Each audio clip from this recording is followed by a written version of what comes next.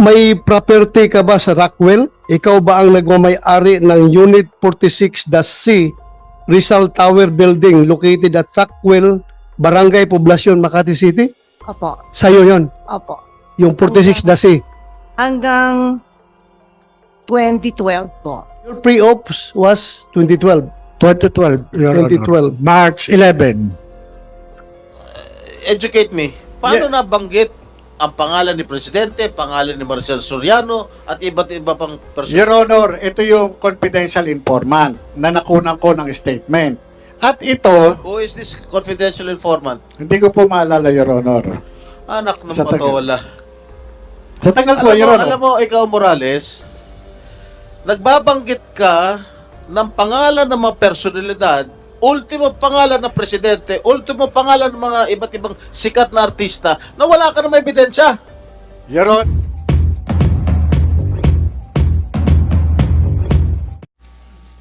Kumsek, you administer the oath. May we request Ma'am Maricel, relax lang ha. Relax lang. Tapos may we na- request Miss Maricel Soriano to stand up and raise her right hand, ma'am, for the oath. Do you swear to tell the truth, the whole truth, and nothing but the truth in this investigation, ma'am? Thank you very much, ma'am. Please take your seat. I would like to acknowledge also the presence of Senator Robinson Padilla. Thank you, Your Honor, for coming over. Miss Maricel Soriano. Ma'am, okay lang sa'yo? Magtatanong ako sa'yo? Ha? Relax ka na? Okay? Sige. Ma'am, sa mga nag-viral na dokumento na nagdadamay sa pangalan mo, sa tingin mo ba may katotohanan ang mga nasabing dokumento? Sa tingin mo? Una-una po, hindi ko alam yung tungkol sa mga dokumento. Nalaman ko na lang yan nung pinakita sa akin. Dahil hindi po ako nagbabasa ng Okay. mga ganyan. Wala po akong alam. Wala. Thank you po. Next question po, ma'am. May property ka ba sa Rockwell? Ikaw ba ang nagmamay-ari ng Unit 46-C Rizal Tower Building located at Rockwell, Barangay Poblacion, Makati City? Opo. Sa'yo yon, Opo. yung 46-C. Hanggang 2012 po. Nabenta ko na ho yun. Wala na ako doon. 2012. Anong month yun nabinta? Hindi ho ako sigurado sa month, pero yung year naalala ko. So, your pre-ops is 2012, 12, Your Honor. 2012. Yes, Your Honor. 2012. 2012. So, bininta mo na after 2012. Binenta ko po siya nung 2012. Yun lang po ang naalala ko. Okay. But then you admit na you are the owner and at the same time the occupant of such unit, yung Unit 46, the C. Apo. 2012 bininta mo. Yes, Your Honor. And your pre-ops was 2012. 2012, Your Honor. 2012. March 11. Okay. Thank you.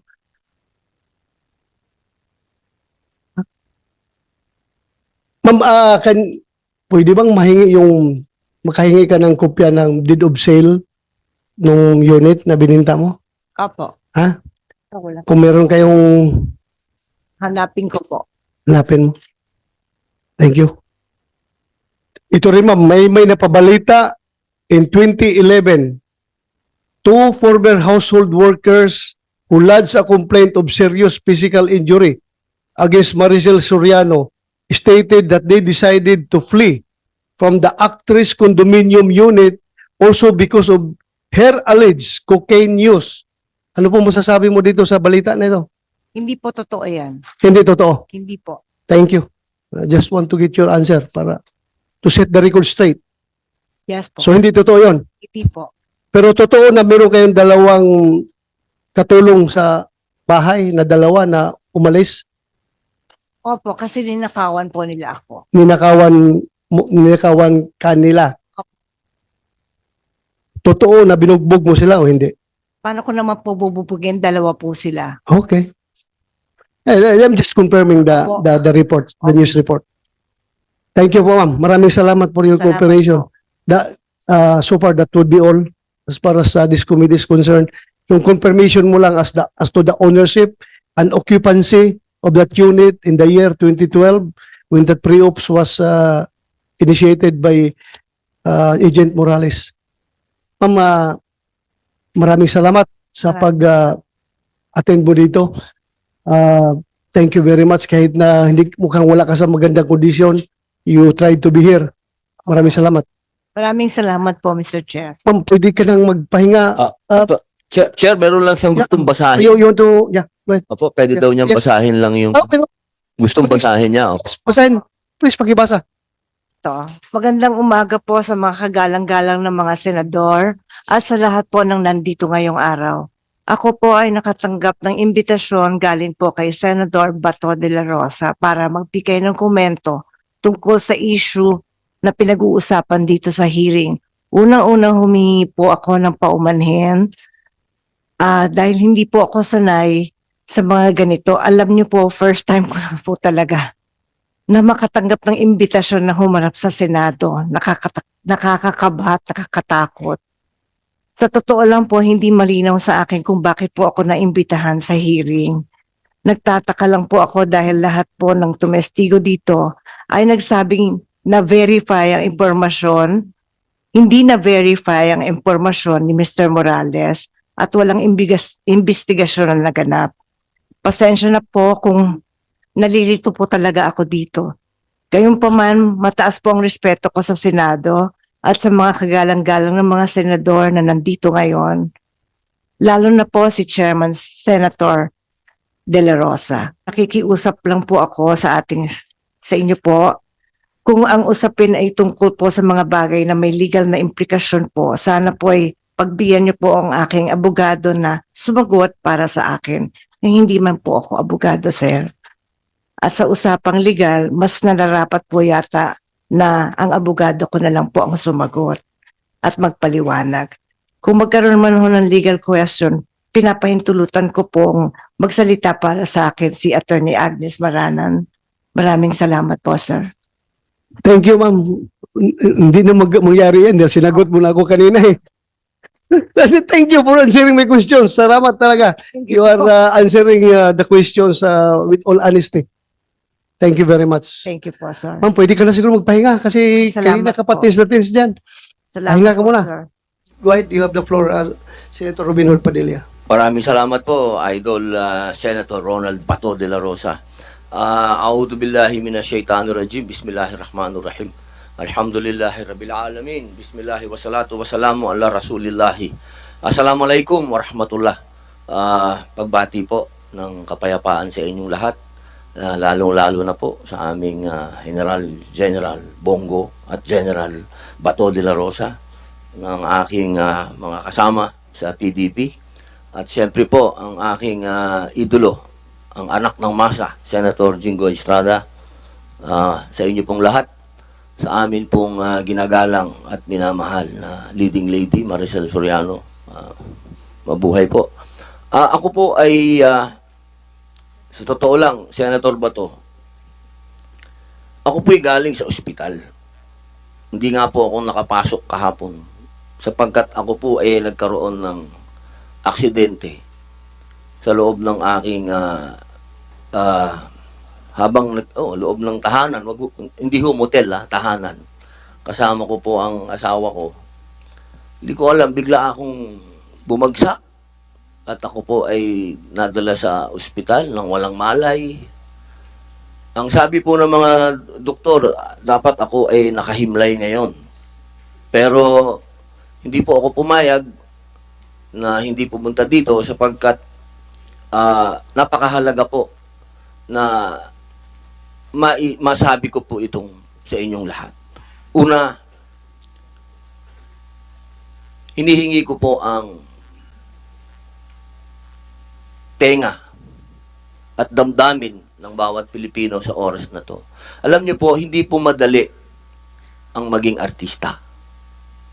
Ito pong trabaho namin, mahal po namin ang trabaho namin. ito pong trabahong to ay ginagalang namin.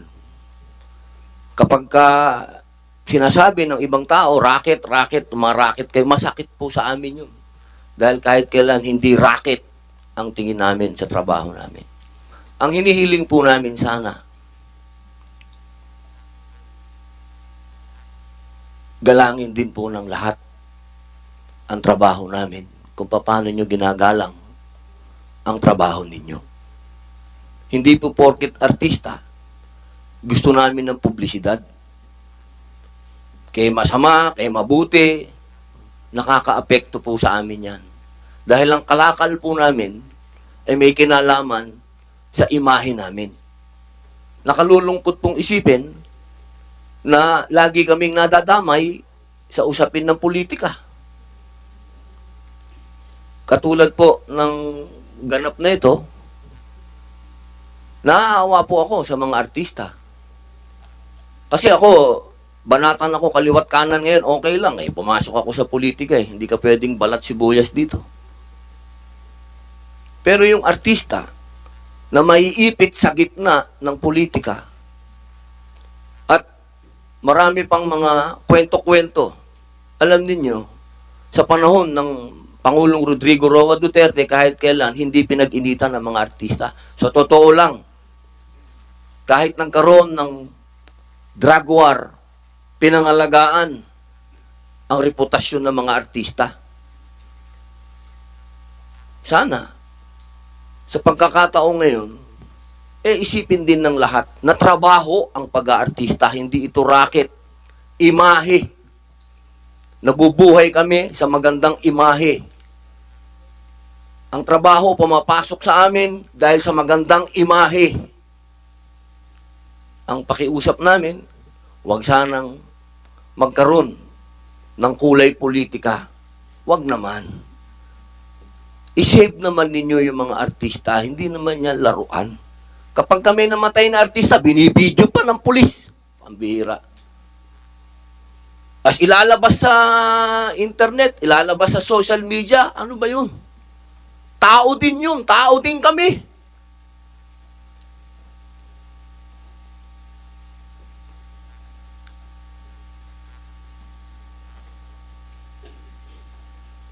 Sana po, konting, kahit sabi nga ni FPJ, kahit konting pagtingin. Yun lamang po. Maraming salamat po, Senator Bato. Thank you, Your Honor, Senator Robinson Padilla. By the way, I have no intention to aggravate your medical condition by inviting you here. I received an information that you would like to attend via online. So, it was okay for me if you went online. Pero, Okay lang po, Senator Bato. Na-miss din kita eh. thank you. Maraming salamat. Yan, Opo. yan ang kaibigan. Walang iwanan. Ha? Kahit na hirap yung medical condition mo. No, educate me. Paano Yeah. nabanggit ang pangalan ni Presidente, pangalan ni Marcel Soriano, at iba't iba pang personal? Your Honor, ito yung confidential informant na nakunan ko ng statement. At ito, Who is this confidential informant? hindi ko po maalala, Your Honor. Anak ng Sa taga- patawala. Sa tagal po, Your Honor. Alam mo, ikaw, Morales, nagbabanggit ka ng pangalan ng mga personalidad, ultimo pangalan ng presidente, ultimo pangalan ng mga iba't ibang sikat na artista na wala ka na may ebidensya. Your Honor. Sinasabi galing sa Your- informant. Your Honor, Sandali yung- lang. Can you just let me Yes, Your finish? Honor. Ang sinasabi mo galing sa informant. Ngayon, ang sinasagot mo sa akin, hindi mo natatandaan kung sino informant mo? Ha? Am I correct? Hindi mo natatandaan? Your Honor. Naninira ka lang ng tao eh. Your Honor, pagpaumanhin niyo po, ako po bilang investigador, kumuha lang po ako ng salaysay. Ang confidential informant po, yung nag-declare. Yung pong lahat ng kanyang testimonya, nireduce ko po yun doon sa kanyang sworn statement. Ang aking motivation para kunan siya ng salaysay ay dahil doon sa dala niyang litrato, 5 pirasong litrato. Na yung litrato na yon na pinrint magmula doon sa kanyang cellphone, pinakita, Your Honor, yun. Pinakita yun. Yung mga, ano na yan, yung mga tao na naandyan, siya po mismo ang nag-declare. Kahit kilala ko o nakikilala ko yung tao na naandon sa picture, tinanong ko po sa kanya. Kahit kung ano yung ginagawa doon, tinanong ko po sa kanya. Hindi ko po siya pinangungunahan. Your Honor, sa dami ng mga nahawakan kong kaso sa PIDEA, hindi po kara-kara, kagaya nga sabi ko po sa inyo, yung mga dokumento, kinakailangan ko makita para maging specific po ako. Mayroon akong ibang naaalala, pero pagpaumanhin po ninyo, hindi po lahat o kabuuan maaalala ko. Pero imposible na hindi ko po matandaan, Your Honor.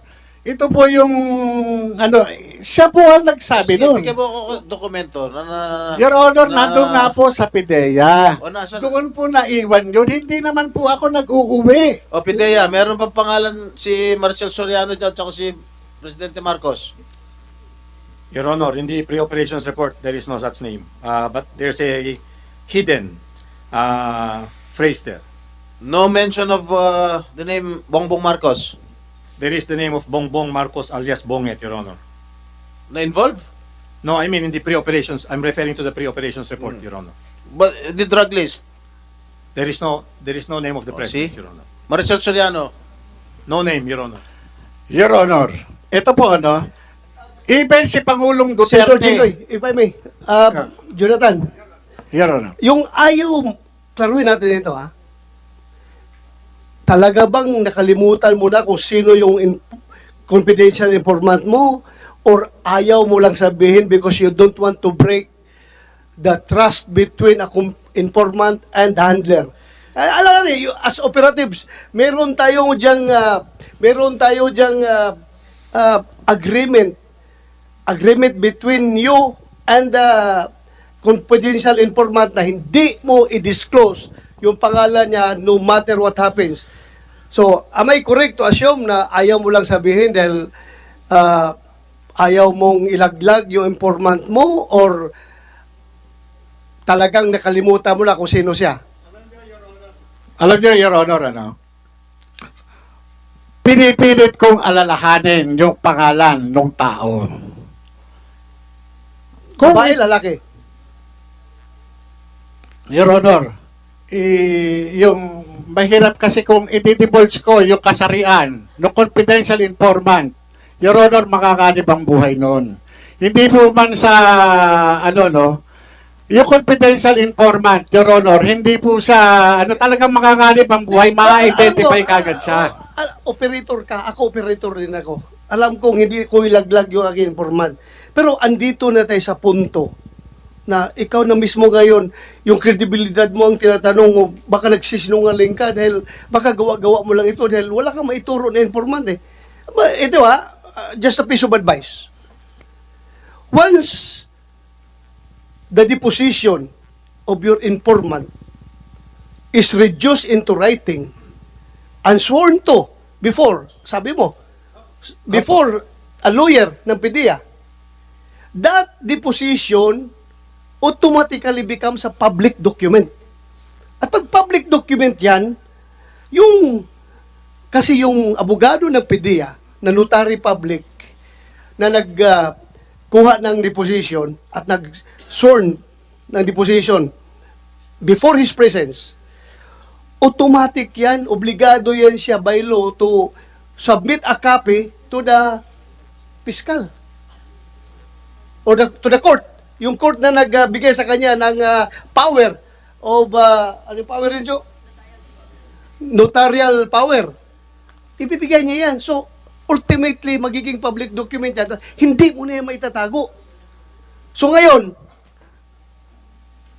taruin natin, are you just hesitant to break your code of honor, your relationship between you and the confidential informant, or talagang wala ka nang maalala? Kasi your reputation is at stake here.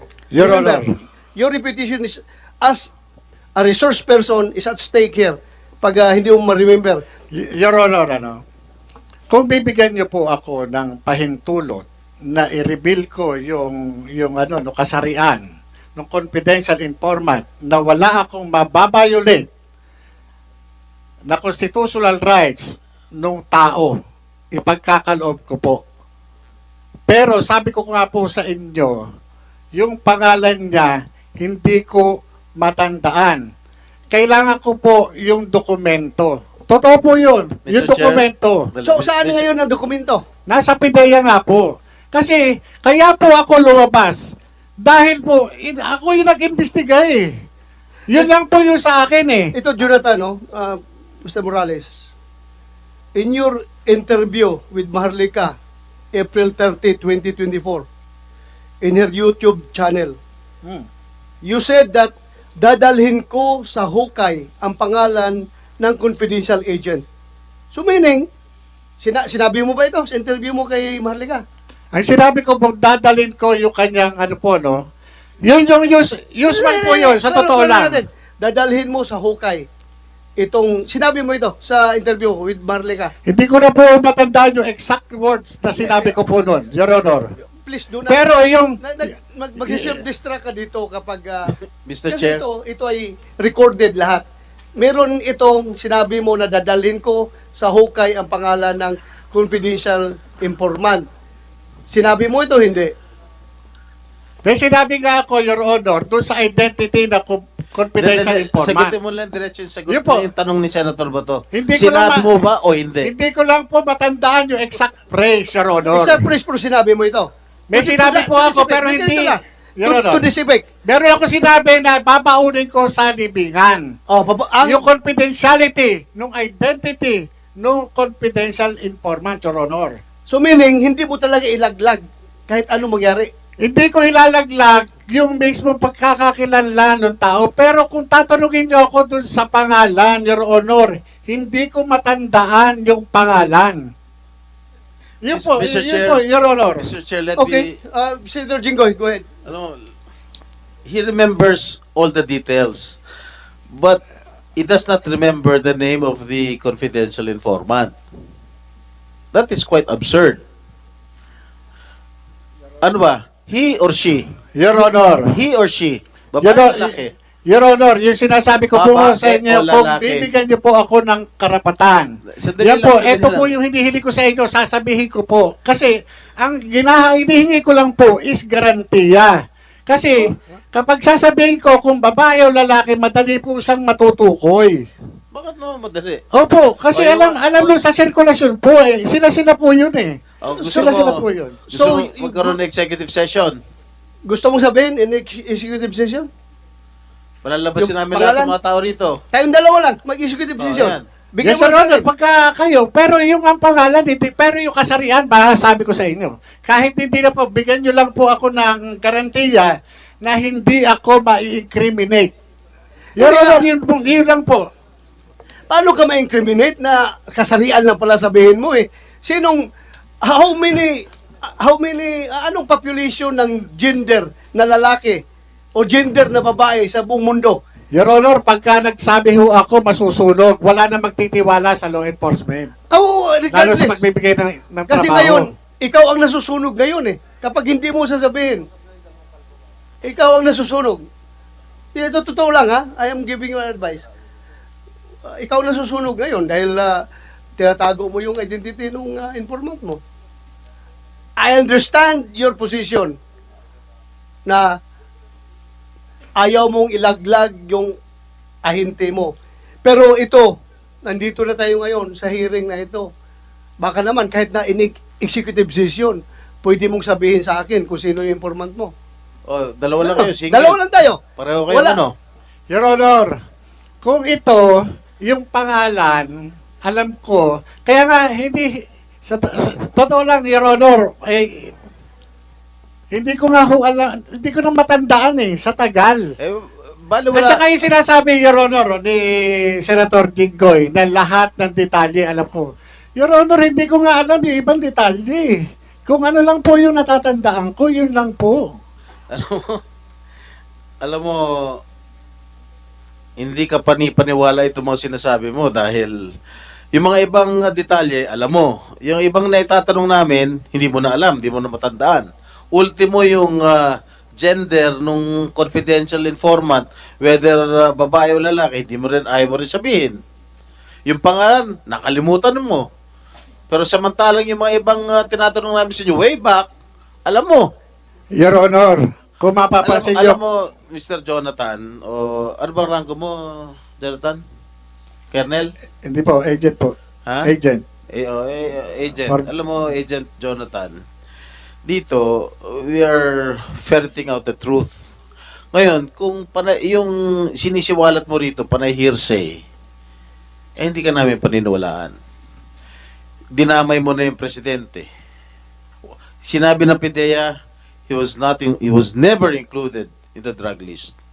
Sinama mo mga ibang personalidad, mga sikat na artista. Tinanong natin ng PIDEA, they were never included in the drug list. Alam mo, nagsisinungaling Your ka eh. Honor, Sandali lang, patapusin mo ako. Nagsisinungaling ka eh. Huwag mo naman idadama yung mga ibang personalidad na wala namang kinalaman. Your Honor, Okay. trabaho po yun. Trabaho Trabaho, ako mo? po yung Sandali, nag-umpisa, sandali. tumanggap lang po Sandali ako lang. ng information. Trabaho mo na maglagay ng pangalan sa dokumento na hindi naman sila Your Honor, mali Ano ba? naman po yan. Mali naman po yan. Trabaho na, Your Honor. Sandali lang, trabaho mo ba na magsangkot ng ibang mga personalidad na wala namang kamalay-malay na hindi naman involved sa illegal na droga? Trabaho mo ba 'yon? Your Honor, mali po yung sinasabi ninyo. Ako po, nung panahon Kasi na wala yon, ka naman ebidensya eh. Your Honor, nandun nga po sa PIDEA na iwan. Naiwan. Sandali, Your Honor, tinatanong nga natin sa PIDEA eh. mismong si Pangulong Duterte, sinabi po niya yan, meron siyang impormasyon na yan. Bakit hindi natin ipatawag si Pangulong Duterte para, opo, Your Honor, Your Honor, Your Honor, Alam mo, I am tempted to invite the former President Duterte per your insinuations, pero ayaw ko magiging mapoliticize itong hearing natin. We may lose our objectivity here kapag papasukan na ito ng mga contending parties. I myself, being the chairman, I am identified with the President Duterte.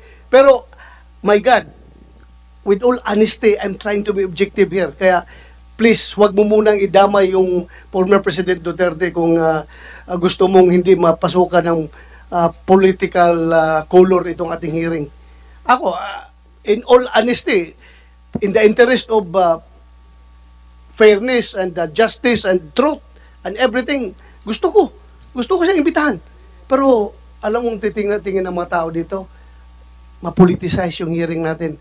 So, please, hindi muna natin, hindi na abot. Even President Marcos, na yung nakalagay dyan sa pre-ops ninyo, ay, kung ako'y talagang gusto kong tatanungin natin siya, imbitahan natin siya, gusto kong imbitahan. Pero ayaw ko. Dahil nga, mawalan yung objectivity ng ating hearing. Maintain natin yung objectivity. Kaya at our level, kung kaya natin ma-resolve itong mga leakage na ito, please, Your cooperate Honor, with us. Cooperate. ito no, Your Honor, yung sinasabi ninyo. Yung dokumento na yan, iniwan sa PIDEA, iniwan ko dun sa PIDEA. Magmula nung marilib ako doon sa IIS, nandun po yan. Kinuha, ganito po yan, Your Honor. Ito ang confidential. Kalaruhin kita. Yes, Your Honor. Ako being the chairman, naniniwala ako na yung papel mo is authentic. Yes, Your Honor. Naniniwala ako. Sabi ko na during the past hearing, na authentic yan. Klaro yan, pero may investigation. Ang tanong lang ngayon, kung sinong nangangalaga ng papel na yan, kung nasaan yan ngayon, bakit nag-surface yan sa ibang tao. Kaya ngayon, malaking papel mo dito, at saka sana si Maharlika, kung andito siya ngayon, para malaman natin talaga yung katotohanan kung sinong nag-leak niyang papel yan. Ako, no question about me. Totoo yan, kinukonfirm ko yung papel na yan, that's authentic. Nakikita ko, ay susugal ko yung aking buhay dito sa authenticity ng papel na yan. Totoo yan, pero ang tanong kung sinong nag-leak. Yun nga, Your Honor eh. Kaya ako sumulat kay General para sabihin ko sa kanya na wala akong kinalaman dyan sa ano na yan. Yan. Sinabihan nila ako, tumawag ako sa kanila. Anong sabi ni Director Francia? I-deny na lang natin. I-deny na lang natin para hindi magulo. Yun po yung sinabi niya eh. So, andito Your Honor eh. Your Honor, kung bago tayo pupunta kay Francia, with the permission of Senator Jinggoy, I just would like to continue my questioning. Yes, please. You mentioned, kasi parang baka mawala tayo sa direction kung saan tayo mapunta. Mamaya, punta ko si Francia, pati si Curioso, at saka si Ma'am Maricel Soriano. Tapusin lang kita. You mentioned in paragraph number 12 of your position paper that after being halted, it was treated as ordinary case. Hence, shelved